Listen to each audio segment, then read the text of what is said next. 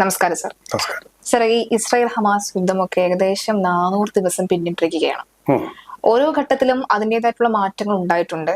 മൂർധന്യ അവസ്ഥയിൽ പോകുന്ന സാഹചര്യമുണ്ട്. എന്നാൽ യുദ്ധം ഇപ്പോൾ അവസാനിക്കാൻ പോകുന്നു എന്നുള്ളത് തോന്നിപ്പിക്കുന്ന സാഹചര്യം ഉണ്ടാകുന്നുണ്ട്. മറ്റ് രാജ്യങ്ങളുടെ ഇടപെടൽ ഉണ്ടാകുന്നുണ്ട്. അപ്പോഴൊക്കെ തന്നെ ഒരു മാറ്റം സംഭവിക്കുന്നുണ്ട്. ഇപ്പോൾ ഏറ്റവും കൂടുതൽ ഉറ്റുനോക്കുന്നത് ഈ അമേരിക്കയിൽ ട്രംപ് അധികാരത്തിൽ ഏൽക്കാൻ പോകുന്ന ഈ ഒരു ഘട്ടത്തിൽ ഇപ്പോൾ ഉണ്ടാകുന്ന നയതന്ത്രപരമായിട്ടുള്ള ചർച്ചകളാണ്. പ്രധാനമായും ഖത്തർ പറയുകയാണ് ഹിസ്ബുള്ളയെ പുറത്താക്കുന്നു എന്ന് പറയുന്ന ഒരു ഘട്ടം വരുന്നു.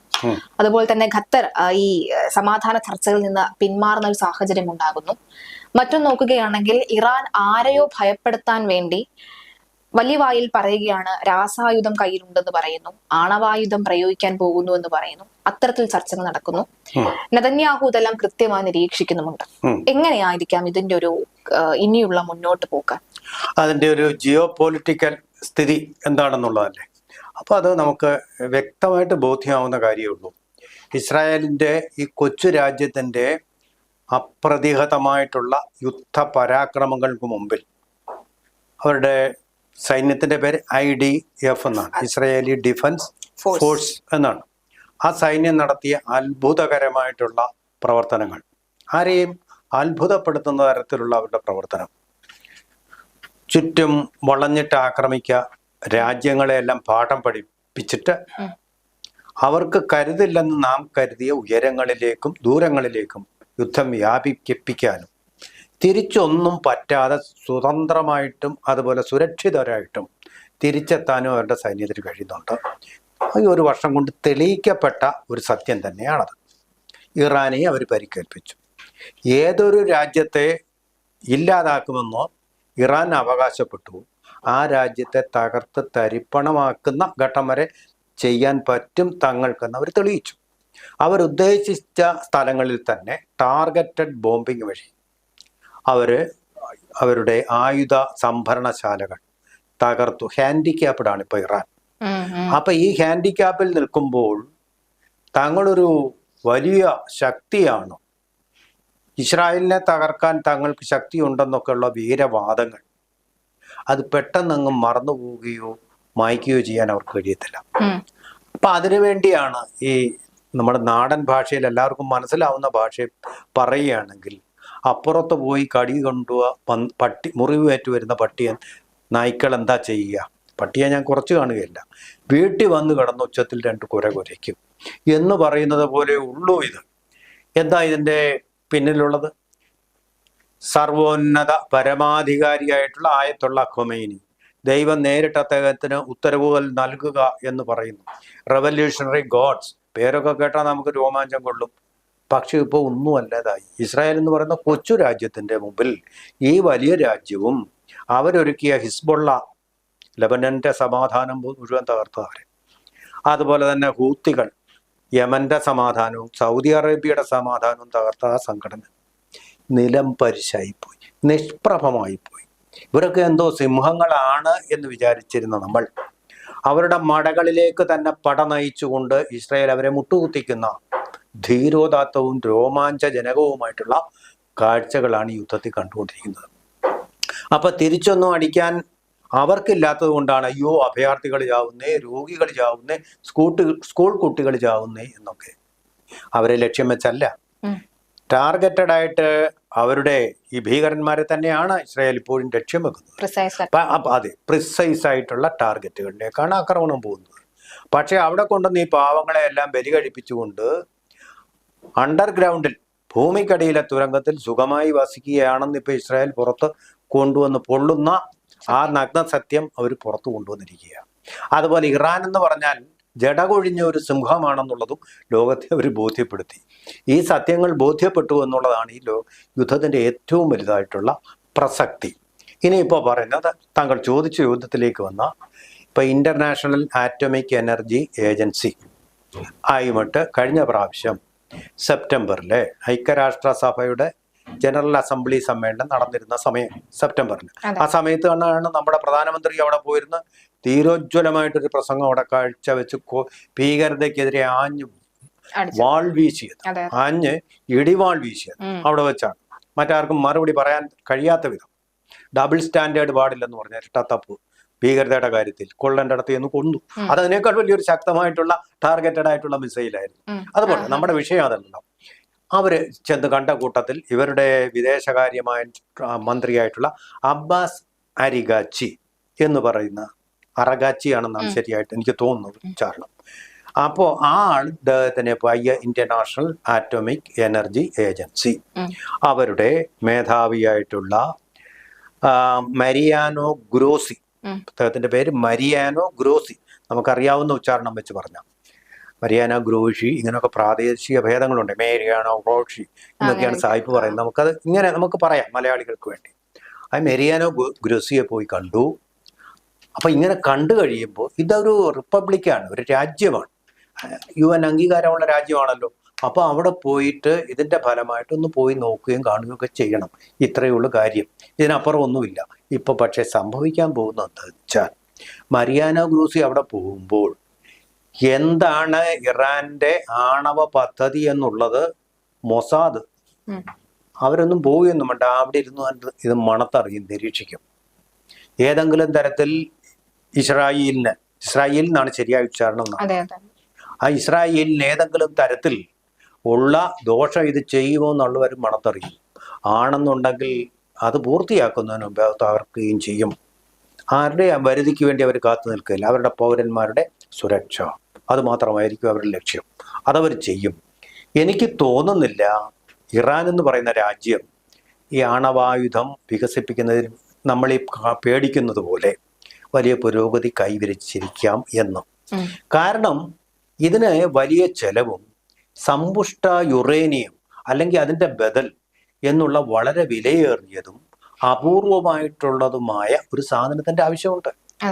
അത് ഏതെങ്കിലും രാജ്യം പ്രൊവൈഡ് ചെയ്യണം എന്നാ ചോദിക്കും. പാകിസ്ഥാൻ ഇത് ഡെവലപ്പ് ചെയ്തില്ലേ? കാരണം എന്താണ്? ചൈന അത് സപ്ലൈ ചെയ്തു. ഈ IAEA എല്ലാ മര്യാദകളും ലംഘിച്ചുകൊണ്ട്, ഒറ്റപ്പെട്ട രാജ്യമാണല്ലോ ചൈന, അതുകൊണ്ട് അവർ സപ്ലൈ ചെയ്തുകൊണ്ട്, അല്ലെങ്കിൽ പാകിസ്ഥാൻ ഇത് ഡെവലപ്പ് ചെയ്യാൻ പറ്റില്ല. ഇസ്ലാമിക് ബോംബ് എന്നൊക്കെ അറിയപ്പെട്ട ബോംബ് അതിനു മുമ്പ് ഇന്ത്യ അത് വികസിപ്പിച്ചു. അമേരിക്കയെ എതിർത്തുകൊണ്ടാണ് ഓർക്കണം. പൊക്രാനിൽ നമ്മുടെ 2ാം ആണവ പരീക്ഷണം നടത്തിയ സമയത്ത് എന്ത് സംഭവിച്ചു? അമേരിക്ക നമുക്ക് ഉപരോധം ഏർപ്പെടുത്തി. മറന്നുപോയോ? ഉപരോധം, കംപ്ലീറ്റ് ഉപരോധത്തിൽ നിന്നുകൊണ്ടാണ് AB വാജ്പേയി. ഏത് രാജ്യം ഉപരോധിച്ചോട്ട് നമുക്കൊരു പ്രശ്നമില്ല. പക്ഷെ നമ്മൾ കുറെ പ്രയാസങ്ങൾ അനുഭവിച്ചു. ഇത്ര വലിയൊരു മഹാരാജ്യമായതുകൊണ്ടാണ് നമുക്കത് പറ്റിയത്. പക്ഷേ ഇറാൻ അത് പറ്റില്ല. തകർന്ന് തരിപ്പണമായ അവസ്ഥയിലാണിന്ന്. പിന്നെ ഇസ്രായേലിന്റെ ആക്രമണം കൂടി ആയപ്പോൾ അവർക്ക് നിൽക്കക്കള്ളിയില്ല. അവര് ഹിസ്ബുള്ളയെയും ഹൂത്തികളെയും സഹായിക്കാൻ വേണ്ടി അവരുടെ ജനങ്ങൾ അപ്പവും അതുപോലെ തന്നെ അപ്പവും പിന്നെ നെയ്യും കഴിക്കേണ്ട പണം മുഴുവൻ അവര് ഈ യുദ്ധത്തിന് വേണ്ടി ചെലവഴിച്ചു. കയ്യിൽ കാൽ പണമില്ല. ഇപ്പൊ പറയുന്ന ദൈവത്തിന്റെ ആഹ്വാനമാണ് ഞങ്ങൾ ചെവിക്കൊള്ളുന്നതെന്നാണ് പറയുന്നത്. അങ്ങനെയാണെങ്കിൽ ഞാനൊന്ന് ചോദിക്കട്ടെ, എന്തിനാ ഈ ആണവ ബോംബിനെയൊക്കെ ആശ്രയിക്കുന്നത്? ദൈവം തന്നെ ചെയ്താൽ പോരെ? ഇസ്രായേൽ തെറ്റാണ് ചെയ്തതെങ്കിൽ ദൈവം തീർച്ചയായിട്ടും ഇസ്രായേലിന്റെ പക്ഷം നിൽക്കത്തല്ല. എന്താ നശിപ്പിക്കാത്തത്? അതായത് എന്തോ ഇതിനകത്ത് ഒരു നമുക്ക് വിശ്വസിക്കാൻ പറ്റാത്ത പല കാര്യങ്ങളുമുണ്ട്. അപ്പൊ ദൈവം വിചാരിച്ചിട്ട് എന്തുകൊണ്ട് ഇറാനെ രക്ഷിക്കാൻ പറ്റുന്നില്ല? അപ്പൊ ദൈവം അവരുടെ പക്ഷത്തല്ലെന്നല്ലേ വരുന്നത്? അങ്ങനെയൊക്കെ അല്ലേ വരുന്നത്? അപ്പൊ ഈ തിയോളജി എന്ന് പറയുന്ന, തിയോക്രസി എന്ന് പറയുന്ന ആ സങ്കല്പം തന്നെ പൊളിച്ചെടുത്ത് കാലഘട്ടത്തിന് യോജിച്ചതല്ലതാണ് എന്ന് പറഞ്ഞാൽ അതിന്റെ പേരിൽ അവിടുത്തെ ജനങ്ങളെ, അവരുടെ സ്വാതന്ത്ര്യവും അവരുടെ അപ്പവും അവരുടെ ആഹാരവും അതുപോലെ അവരുടെ സമാധാനവും ഇല്ലാതാക്കുന്ന ഒരൊറ്റ മനുഷ്യൻ, ഒരൊറ്റയാൾ ഭരണാധികാരി, തെരഞ്ഞെടുത്ത പ്രസിഡന്റിന് യാതൊരു വിലയും ഇല്ലാതെ അവിടെ ഭരിക്കുക. ഈ നമ്മുടെ ഈ പുതിയ നൂറ്റാണ്ടിലെ പുതിയ കാലഘട്ടത്തിലെ ഈ ആർട്ടിഫിഷ്യൽ ഇന്റലിജൻസിന്റെ ഒക്കെ ഈ കാലഘട്ടത്തിന് ചേരുന്നതാണോ ഇങ്ങനെ ഒരു വിശ്വാസം ഒരു ജനതയുടെ മുഴുവൻ മേൽ ഇങ്ങനെ അടിച്ചേൽപ്പിക്കും? മതത്തിൽ വിശ്വസിക്കാം, അത് അവനവന്റെ ഇഷ്ടപ്രകാരം. ഒരു രാഷ്ട്രം തന്നെ ജനങ്ങളുടെ മനസ്സിലേക്ക് മതം, ഇസ്രായേലിൽ അങ്ങനെയൊന്നും ഇല്ലല്ലോ. ഇസ്രായേലിൽ അങ്ങനെ യാതൊരു വിധമായിട്ടുള്ള നിർബന്ധിത മതാചാരങ്ങളും അനുശാസിക്കണമെന്ന് പറയുന്നില്ല. ഇവിടെ പിന്നെ എന്തുകൊണ്ട് ഒരു രാഷ്ട്രം മൊത്തം ഒറ്റപ്പെട്ടുകൊണ്ട് ഇങ്ങനെയൊക്കെ ചെയ്തുകൊണ്ടിരിക്കുന്നു? എന്നിട്ട് പറയുന്നത് എന്താ? തോറ്റു തുന്നം പാടിയപ്പോൾ എല്ലാ ഇസ്ലാമിക രാജ്യങ്ങളും കൂടി സംഘടിക്കണം. എന്തൊരു അപകടകരമായിട്ടുള്ള മുദ്രാവാക്യം! മനുഷ്യനല്ലേ എല്ലാത്തിലും വലുത്? മനുഷ്യന് വേണ്ടി ആയിരിക്കട്ടെ ദൈവം, അല്ലാതെ യുദ്ധം ചെയ്ത് മറ്റൊരു രാജ്യത്തെ ജനങ്ങളെ കൊല്ലാൻ വേണ്ടി ദൈവം എന്തെങ്കിലും മനുഷ്യന്റെ കൂടെ നിൽക്കുമോ? ഒരു ജനതയ്ക്ക് മാത്രമായിട്ട് ദൈവം നിൽക്കുമെന്ന് കരുതുന്നുണ്ടോ? ഒരു മനുഷ്യന് മാത്രമായിട്ട് ദൈവം ആജ്ഞ കൊടുക്കണോ? ദൈവത്തിന്റെ പ്രത്യേകത എന്താണ്? ഇതൊക്കെ നമ്മുടെ വളരെ ലിബറൽ തിങ്കിങ് ആയിട്ടുള്ള സമൂഹം ചിന്തിക്കും. അവിടെയാണ് ഇതപ്പോൾ ഒറ്റയാൾ വിശ്വാസങ്ങളെ ചോദ്യം ചെയ്യാൻ തുടങ്ങുന്ന ഏജ് ഓഫ് റീസണിങ് ആണ് ഇവിടെയാണ് ഈ പ്രശ്നം വരുന്നത്. അപ്പോ ഇത്തരം ഈ ദൈവം എന്നൊക്കെയുള്ള പേര് പറഞ്ഞുകൊണ്ട് ഒരു രാജ്യത്തിന് മറ്റൊരു രാജ്യത്തിന്റെ മേലുള്ള സ്വേച്ഛാധികാരം ഉറപ്പിക്കാൻ പറ്റാത്ത ഒരു കാലഘട്ടത്തിലാണ് അതിനനുസരിച്ചുള്ള ആധുനികമായിട്ടുള്ള ശാസ്ത്ര സാങ്കേതിക വിദ്യകളൊക്കെ സ്വന്തം ബുദ്ധിയിൽ കൂടി കണ്ടെത്തിയിട്ടുള്ള ഒരു രാജ്യമാണ് ഇസ്രായേൽ. അതുകൊണ്ട് ഇറാന്റെ ഈ ആണവ ഭീഷണി എന്ന് പറയുന്നത് പുലി വരുന്നേ എന്ന് പറയുന്ന പോലൊരു പറച്ചിൽ മാത്രമേ ഉള്ളൂ. ഞാൻ അത് കാണിച്ചു കളയും ഇത് കാണിച്ചു കളയും എന്ന് പറഞ്ഞ് ചില കള്ളുകൂടിയന്മാർ വെല്ലുവിളിക്കുന്നത് പോലെ ഒരു ലഹരിയിൽ അങ്ങനെ അങ്ങ് പറയുന്നതേ ഉള്ളൂ. ഇപ്പോ ഇവിടെ അദ്ദേഹം വന്ന് പരിശോധിച്ചു കഴിഞ്ഞാലും അങ്ങനെ എളുപ്പമൊന്നുമല്ല. അമേരിക്കയുടെ ഒരു അനുമതി ഇല്ലാതെ ഈ ലോകത്ത് ഒരു രാജ്യത്തിനും ഒരു അണുബോംബ് നിർമ്മിക്കാൻ സാധ്യമല്ല. അങ്ങനെ ഒരു രാജ്യമുണ്ട്, പക്ഷെ അത് നോർത്ത് കൊറിയ മാത്രമാണ് ആ അത്ഭുതം കാണിച്ചിട്ടുള്ളത്. വേറൊരു രാജ്യത്തിനും അത് കഴിയുകയില്ല എന്നുള്ളതാണ്. അവരിപ്പോഴും നോർത്ത് കൊറിയ ഇപ്പോഴും അമേരിക്കയ്ക്ക് ഒരു വെല്ലുവിളിയായിട്ട് തന്നെ നിൽക്കുന്നുണ്ട്. അവിടെ തന്നെ നിൽക്കുന്നു. നോർത്ത് കൊറിയയുമായി ഇപ്പോഴും ചർച്ച നടത്തിയിരുന്നില്ല ട്രംപ്? ഒരു ചർച്ചയ്ക്ക് നോർത്ത് കൊറിയയാണോ ഇപ്പോൾ നേരത്തെ ആയിരുന്നു. കഴിഞ്ഞ ആദ്യ ട്രംപ് മന്ത്രിസഭയായിരുന്നു, ആദ്യ ട്രംപ് പ്രസിഡൻസി ആയിരുന്നു. അവിടെ മന്ത്രിസഭയില്ലല്ലോ. അവിടെ ചർച്ചയ്ക്ക് വേണ്ടിയിട്ട് അദ്ദേഹവുമായിട്ട് ചർച്ച നടത്തി. പക്ഷേ നോർത്ത് അമേരിക്കൻ പ്രസിഡന്റ് എന്ന് പറഞ്ഞാൽ വേറൊരു ജനുസാണ്. അദ്ദേഹം ട്രംപിനെ പോലും വകവെക്കില്ല. ട്രംപിനെ വകവെച്ചില്ല. നോർത്ത് കൊറിയൻ ട്രംപ് പിൻവാങ്ങി പോന്നു. ഞാൻ നിന്നെ കാണിച്ചു തരാമെന്ന് പറഞ്ഞ് ട്രംപിന് പിൻവാങ്ങേണ്ടി വന്നു അദ്ദേഹത്തിന്. അതെന്താ കാര്യം? കമ്മ്യൂണിസ്റ്റ്. അവിടെ കമ്മ്യൂണിസ്റ്റ് ദൈവം, ഇവിടെ മറ്റൊരു ദൈവമാണെങ്കിൽ അവിടെ കമ്മ്യൂണിസ്റ്റ് ദൈവം. അതിന് എതിരായിട്ട് ആരും ഒരു വാക്ക് പോലും പറഞ്ഞുകൂടാ. ജനാധിപത്യം എന്ന് പറയുന്നില്ല, ജനങ്ങളുടെ വിശ്വാസമില്ല, കമ്മ്യൂണിസ്റ്റ് ഭരണം.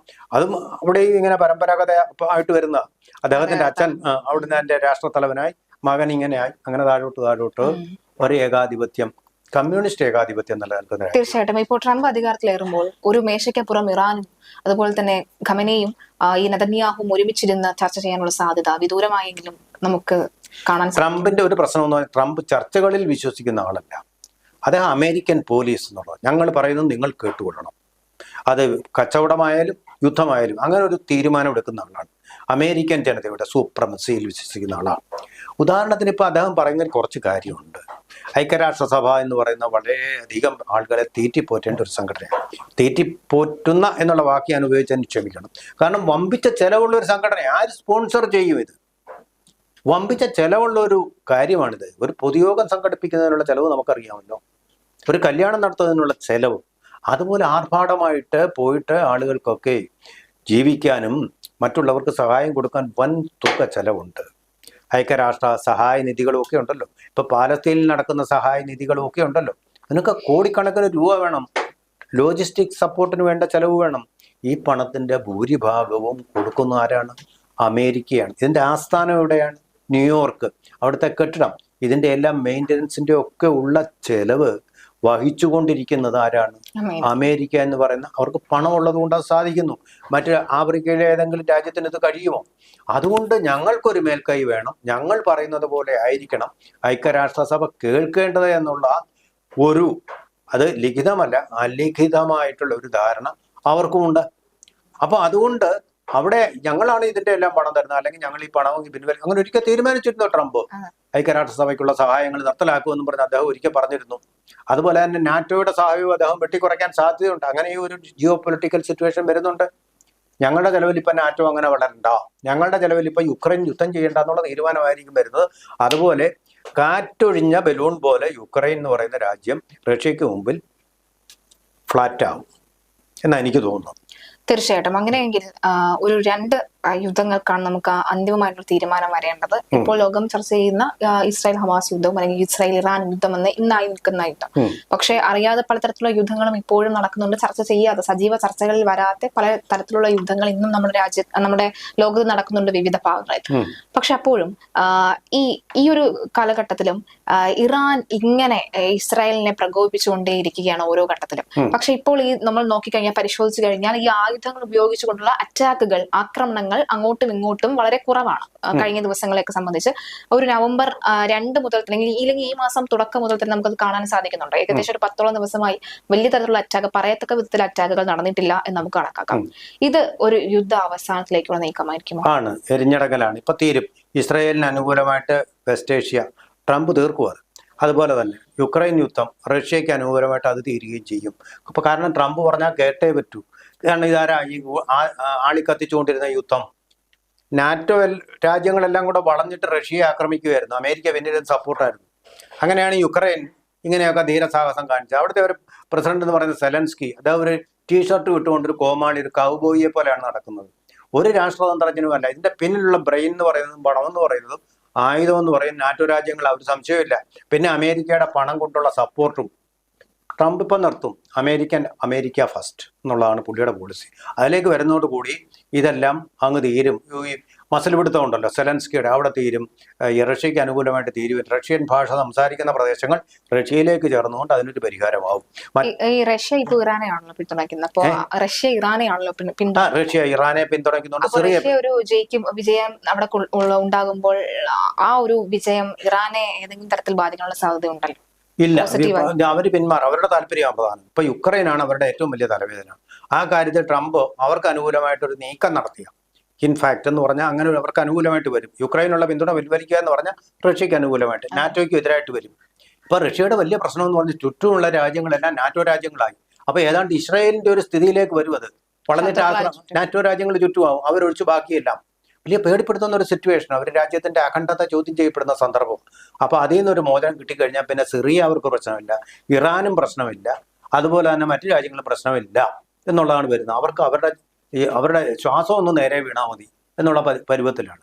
ഇസ്രായേലിനെ സംബന്ധിച്ചിടത്തോളം വിജയിച്ചു കഴിഞ്ഞു. ഇനി വേറെ ഇറാന്റെ ഒന്നുമില്ല, ഇറാൻ മര്യാദയ്ക്ക് ഇരുന്നോണം എന്ന് പറഞ്ഞ് കണ്ണുരുട്ടി കഴിഞ്ഞാൽ അത് അവിടെ ഇരുന്നോളും, ഒരു പ്രശ്നവുമില്ല. തീർച്ചയായിട്ടും. എന്തായാലും ഇസ്രായേൽ കണ്ണുരുട്ടുമ്പോൾ ഇറാൻ ഭയക്കുമോ, അല്ലെങ്കിൽ ഇപ്പോഴും ഏകദേശം ഭയപ്പെട്ടിരിക്കുകയാണ്. എന്തായാലും യുദ്ധം അവസാനിച്ചുകൂടാനുള്ള സാധ്യത ഉണ്ടോ എന്ന് കണ്ടറിയാമല്ലേ സാർ? ഓക്കെ, വാക്കുകളിലുള്ള ധൈര്യം മാത്രമേ ഇപ്പൊ ഇറാനുള്ളൂ. അല്ലെങ്കിൽ എന്തെങ്കിലും ഒരു ലക്ഷണം ഇപ്പൊ കാണേണ്ടതല്ലേ? ഒന്നും ഉണ്ടാവുന്നില്ലല്ലോ. അത് തന്നെയാണ് അതിന്റെ തെളിവ്. നമസ്കാരം സാർ. നമസ്കാരം.